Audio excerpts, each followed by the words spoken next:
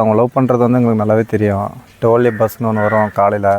நானும் அந்த அந்த பஸ்ஸில் தான் ஒன்றா பாய்ஸ் ஸ்கூல் தான் படித்தோம். 11th 12th எல்லாம் ஒரு செட்டு தான். இளவரசனும் நீங்களும் எல்லாம் ஒரு செட்டு தான். ஒரே செட்டு கூட படித்தோம். கோனங்கி நல்லி வந்து அந்த பொண்ணூர் நம்ம ஊரை தாண்டி தான் அந்த பொண்ணு வரும். சரி இங்கே போக இருக்கும்போது அப்படியே அவங்களுக்கு பழக்கம் ஏற்பட்டு அப்படியே காதலாக மாறிடுச்சு. ஸ்கூலில் பஸ்ஸில் போகும்போது ஒரே சீட்டில் போவாங்க. வரும்போதும் நல்லா பக்கமெல்லாம் பேசிட்டு நல்லா பாப்புலர் ஆச்சு லவ். ஆழ்பானத்துலேருந்து பனம்பாலத்துலேருந்து எல்லாமே நல்லா ரிச்சான ஃபேமிலி தான். அவன் ஒன்றும் இளவரசன் அவங்க அண்ணன் வந்து ஆர்மி. அவர் பாடி எட்டுன்னு வந்து இளவரச வீட்டு முன்னாடி போட்டு இளவரச வீட்டை மட்டும்தான் அடித்தாங்க. அதுக்கு அந்த வீட்டை அடித்ததோடனே அப்புறம் ஊரில் வந்து எல்லா வீடும் அடிக்க ஆரம்பிச்சிட்டாங்க. இந்த ஒரு ஊரை வந்து பாதிப்பு இல்லாமல் பக்கம் வந்து கொண்டமட்டி அண்ணாநகர் வந்து திட்டமிட்டு அந்த Let us explore the past. Watch King of History Tamil. 2013 Tamil Nadu முழுவதும் பெரும் கவனத்தை ஈர்த்த திவ்யா இளவரசன் சம்பவம் இன்று வரை பல்வேறு கோணங்களில் விவாதிக்கப்பட்டு வருகிறது. இந்த சம்பவத்தை பற்றிய தகவல்களை இணையத்தில் அல்லது புத்தகங்கள், செய்தித்தாள்கள் போன்ற ஆதாரங்களில் மட்டுமே படித்து தொகுப்பதை விட சம்பவம் நடைபெற்ற பகுதிக்கு நேரில் சென்று அங்குள்ள சூழலை பார்வையிட்டு அந்த காலகட்டத்தை நேரடியாக அனுபவித்தவர்களின் நினைவுகளையும் அனுபவங்களையும் பதிவு செய்வதே எங்கள் அணுகுமுறையாக இருந்தது. அதன் ஒரு பகுதியாக நாங்கள் தர்மபுரி மாவட்டத்தில் திவ்யா மற்றும் இளவரசன் வாழ்ந்த பகுதியான நாய்க்கன்கொட்டாய் ஒட்டிய நத்தம் காலனிக்கு சென்றோம். அங்கு இளவரசனின் நினைவிடத்தையும் அவரது வீட்டையும் பார்வையிட்டோம். மேலும் 2013ஆம் ஆண்டு வன்முறையால் பாதிக்கப்பட்ட நத்தம் காலனியின் குடியிருப்புகளையும் நேரில் பார்வையிட்டோம். அந்த பயணத்தின் போது தற்செயலாக இளவரசனின் நண்பரும் அவருடன் பள்ளியில் ஒன்றாக படித்தவருமான ஒருவரை சந்திக்கும் வாய்ப்பு எங்களுக்கு கிடைத்தது.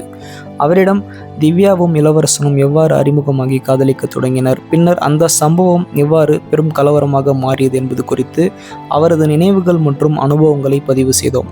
இந்த நேர்காணலில் இடம்பெறும் கருத்துகள் அனைத்தும் நேர்காணல் அளித்த நபரின் தனிப்பட்ட அனுபவங்கள், நினைவுகள் மற்றும் கருத்துகள் மட்டுமே. அவை இந்த ஆவணப்பட குழுவின் கருத்துக்களாக கருதப்படக்கூடாது. இந்த ஆவணப்படத்தின் நோக்கம் வரலாற்று சிறப்புமிக்க ஒரு சம்பவத்தின் பின்னணியை ஆவணப்படுத்தி இன்றைய தலைமுறையினருக்கு தகவல் அடிப்படையிலான புரிதலை வழங்குவது அன்றி எந்த ஒரு நபர், சமூகத்தினர் அல்லது அமைப்பின் மீதும் வெறுப்பு, பாகுபாடு அல்லது சர்ச்சையை உருவாக்குவது எங்கள் நோக்கம் அல்ல. ஆனால் சொல்லுங்கள், இளவரசன் திவ்யா அந்த கலவரம் நடக்கும்போது நீங்கள் எங்கே இருந்தீங்க? எதனால் அந்த கலவரம் நடந்துச்சு? நாங்கள் அவுட்டில் இருந்தோம். அப்போ வந்து நாங்கள் 12th படிச்சுட்டு லீவில் போயிருந்தோம். லீவில் போயிட்டதுனால நாங்கள் அவுட்டில் இருந்ததுனால அப்போ நம்மளுக்கு வந்து தெரியல. சரி, இந்த மாதிரி வந்து அவங்க லவ் பண்ணுறது வந்து எங்களுக்கு நல்லாவே தெரியும். டோல்லே பஸ்ன்னு ஒன்று வரும் காலையில். நானும் அந்த பஸ்ஸில் தான் ஒன்றா பாய்ஸ் ஸ்கூல் தான் படித்தோம். 11th 12th எல்லாம் ஒரு செட்டு தான். இளவரசனும் நீங்களும் எல்லாம் ஒரு செட்டு தான். ஒரே செட்டு கூட படித்தவங்க. ஸ்கூல் தனித்தனி. நான் தமிழ் மீடியம் படித்தேன், இங்கிலீஷ் மீடியம் படித்தேன். அதியமான் பாய்ஸ் ஸ்கூல் தான். அப்புறம் வந்து போகும்போது இங்கே நான் இப்போ எங்கள் ஊரை தாண்டி தான் அந்த பொண்ணு வந்து மேலே இருக்குது ஊர் கோனங்கி நல்லி. கொஞ்சம் சத்தமாக பேசுங்க. கோனங்கி நல்லி வந்து அந்த பொண்ணூர் நம்ம ஊரை தாண்டி தான் அந்த பொண்ணு வரும். சரி இங்கே போக இருக்கும்போது அப்படியே அவங்களுக்கு பழக்கம் ஏற்பட்டு அப்படியே காதலாக மாறிடுச்சு. ஸ்கூலில் பஸ்ஸில் போகும்போது ஒரே சீட்டில் போவாங்க. வரும்போதும் நல்லா பக்கமெல்லாம் பேசிட்டு நல்லா பாப்புலர் ஆச்சு லவ். ஆனால் வந்து சரி காலேஜ் முடிச்சுட்டு அந்த பொண்ணு காலேஜ் ஜாயின் பண்ணிச்சு. அங்கே தருமபுரி வந்து ஓம் சக்தி நர்சிங்கில் தான் அந்த பொண்ணு ஜாயின் பண்ணியிருக்கு நர்சிங்கு. இவன் சரி எல்லாம் காலேஜ் முடிச்சுட்டு இவன் போலீஸ் எக்ஸாம் எழுதி பாஸ் பண்ணி ஓகே, போலீஸ் வேலை ஓகே ஆச்சு, ஜாப் கன்ஃபார்ம் ஆச்சு. அதுக்கப்புறம் அந்த லவ் வந்து நாளடைவில் எல்லாம் தெரிஞ்சு இவன் வந்து அந்த பொண்ணை கூப்பிட்டு போகும்போது இந்த மாதிரி வந்து கலவரம் மாரி ஃபஸ்ட்டு வந்து எங்களை கூப்பிட்டு வார்ன் பண்ணாங்க. இந்த மாதிரி வந்து நாய்க்கன்கோட்டையில் வந்து பிள்ளையார் கோயில் இருக்குது. அந்த பிள்ளையார் கோயிலில் வந்து ஒரு கடத்தானை கூப்பிட்டு இந்த மாதிரி வந்து பொண்ணை கூப்பிட்டு வந்து இத்தனை டேட்டுக்குள்ளே இந்த பொண்ணை கூப்பிட்டு வந்து விட்டுருங்க, அப்படி இல்லைன்னா பெரிய சம்பவம் வந்து நீங்கள் நடக்கும் பார்த்துக்கோன்னு சொல்லி நம்ம ஊருக்கார வந்து ஒரு 20 பேரை கூப்பிட்டு பேசி வான் பண்ணி அனுப்பிட்டாங்க. அதாவது அந்த இளவரசன் திவ்யாவுக்கு திருமணம் நடந்து முடிஞ்ச பிறகு லவ் பண்ண பின்னாடி கூட்டிகிட்டு போயிட்டான். கல்யாணம் ஆயிடுச்சு கூட்டிகிட்டு போயிட்டான். மீதி அதுக்கப்புறம் வந்து இந்த சம்பவம் கூப்பிட்டு வந்து பேசுகிறாங்க. சரி நாங்களும் அங்கேருந்து சரின்னு சொல்லிட்டு வந்துட்டு அப்புறம் வந்து இங்கே இவ்வளோ பெரிய ஊரில் வந்து நம்ம வந்து பொண்ணை கூப்பிட்டு போய் விட்டால் நம்மளுக்கு வந்து அது நல்லா இருக்காது. சரி கூட்டிகிட்டு போய் வந்து நல்லா இருக்கட்டும், அவன் வந்து எந்த வகையிலையும் வந்து குறையில்லை.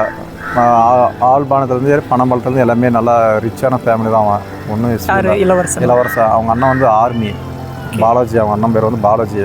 பொருளாதாரத்தில் எல்லாம் நல்லா இருக்காங்க. ஆமாம், ஃபேமிலி வந்து எல்லாமே அவங்க ஃபேமிலி ஃபுல்லாமே ஆர்மி தான், ஜாப்பு தான், சென்ட்ரல் கவர்மெண்ட் ஜாப்பு தான் வந்து ஆர்மி. அந்த இதெல்லாம் அதில் வந்து இவனும் வந்து போலீஸ் துறையில் வந்து பாஸ் பண்ணி உள்ளே போயிட்டான். சரிங்களா? அதுக்கப்புறம் இந்தமாரி விஷயன்றதுனால அப்படியே அவங்க சித்தி அவங்க மாமா ஊரில் வந்து மலையப்பனாரில் ஈசல்பட்டி தருமபுரி மலையப்பனாரில் போய் அங்கே தான் இருந்தான். இருந்துட்டும் போது எங்கள் கிட்டலாம் தொடர்பு கொள்வோம். ஃபோனில் வந்து நான் இப்படி இருக்கிறோம் அப்படி இருக்கோம், அங்கே என்ன ஆச்சு என்ன நிலவரம் அப்படின்னாலாம் பேசுவோம். உங்ககிட்டயும் பேசுவாங்க? பேசுவோம், எங்ககிட்டையும் பேசுவோம். நாங்களும் வந்து தகவலெல்லாம் சொல்லுவோம் இப்படி அப்படின்னு சொல்லிட்டு. ஏன்னா ஃப்ரெண்ட்ஸுன்னா வந்து கேட்போம்லாம் என்ன நிலவரம் ஊரில் என்னன்ட்டு. அதுக்கப்புறம் வந்து நாங்கள் வெளியில் இருக்கும்போது யாருக்கும் தெரியாமல் ஒரு 2000 பேர் வந்து போலீஸ் ஸ்டேஷன் வந்து இன்ஃபார்ம் பண்ணிவிட்டு ஒரு 2000 பேர் வந்து அதர் கம்யூனிட்டி வந்து அதாவது கம்யூனிட்டி பேஸ் பண்ணி சாதியர் கொண்ட கும்பல் வந்து சேர்ந்து நம்ம ஊரை தாக்குறாங்க. அது தாக்குதல் நடத்தும் போது இங்கே இருக்கக்கூடிய ஆட்கள் யாருமே இல்லை. பெங்களூரு பெரும்பான்மை வந்து எல்லாமே பெரும்பான்மை பார்த்தீங்கன்னா பெங்களூரில் தான் இருப்பாங்க. ஆம்பளைங்க எல்லாமே வந்து தீபாவளி டைம்ன்றதுனால வந்து எல்லாமே இங்கே வந்து அவுட்டரில் போய் தான் நல்லா சம்பாரிச்சிட்டு வந்து ஊரில் வந்து நல்லா கௌரவமாக இருப்பாங்க. அந்த மாதிரி தீபாவளின்றதுனால எல்லாம் அவுட்டரில் இருந்தாங்க. ஊரில் யாருமே இல்லை. அதாவது சம்பவம் நடந்த அந்த தினம் வந்து தீபாவளி வந்து ஒரு 1 வீக்கு முன்னாடி. அப்போ வந்து எல்லாருமே வந்து அவுட்டரில் தான் மேக்ஸிமம் ஆம்பளையான ஊரில் யாரும் இருக்க மாட்டாங்க. எல்லாம் பெங்களூரு கோயம்புத்தூர் அந்த மாதிரி தான் இருப்பாங்க. லேடிஸுமே வந்து சின்ன சின்ன அந்த கொல்லை வேலை அந்த மாதிரி இதுக்கெல்லாம் போயிடுவாங்க. ஊரில் அப்போ இவ்வளோ டைமுக்கு தான் சம்பவம் நடக்குது. மணி எவ்வளோ மணி? 4:30 மணி 5 மணி சம்திங் இவ்வளோ டைம் தான் சம்பவம் நடக்குது. ஒரு எதனால் நடந்தது? அதெல்லாம் கூட்டிகிட்டு போயிட்டான் அப்படின்னு சொல்லிட்டு பொண்ணு அவங்க அப்பா வந்து மாரி கம்யூனிட்டி ரீதியாக வந்து அவங்களாம் பேஸ் பண்ணி வந்து அவர் எதோ இறந்துட்டாருன்னு சொல்லி அவர் பாடி எடுத்துன்னு வந்து இளவரசி வீட்டு முன்னாடி போட்டு இளவரசி வீட்டை மட்டும்தான் அடித்தாங்க. அதுக்கு அந்த வீட்டை அடிச்சதோடனே அப்புறம் ஊரில் வந்து எல்லா வீடும் அடிக்க ஆரம்பிச்சிட்டாங்க. இந்த ஒரு ஊர் வந்து பாதிப்பு இல்லாமல் பக்கம் வந்து கொண்டமட்டி அண்ணா நகர் வந்து திட்டமிட்டு அந்த வீடு அந்த ஊருக்கு இதுக்கு அதுக்கு சம்மந்தமே இல்லை. அது ஏன் தாக்குனாங்க? அவர் எந்த மாதிரியான கேரக்டர்? அவர் எப்படி நல்லா படிப்பாரா? நல்லா படிப்பான், நல்ல மாதிரி ஜாலியான கேரக்டர் தான் அவன். ஆர்மினா நல்லா ஸ்போர்ட்ஸ்லேயும் இருந்திருப்பாரு. அவன் அண்ணா ஆர்மி, இவன் வந்து போலீஸில். அங்கே ஃபுட்பால் கோட்ஸ்லாம் அவன் வந்து ஃபுட்பாலில் நல்லா இன்ட்ரெஸ்ட் எடுத்து நாங்கள் படிக்கும் போதே நல்லா கிரவுண்ட்லேயே தான் இருப்போம். ஃபுட்பால் நல்லா பண்ணுவான். அவர் வந்து உயர்நிலையெல்லாம் படித்தது இந்த ஊரில் தானே? எல்லாமே அவன் பாய்ஸ் ஸ்கூலில் தான் படித்தான். இங்கே நாயக்கன் கோட்டையில் பாய்ஸ் ஸ்கூல் இருக்குது. அதே மண் இது தருமபுரி தான் போய் தான் படிக்கணும். அங்கே தான் போய் படிக்கணும்.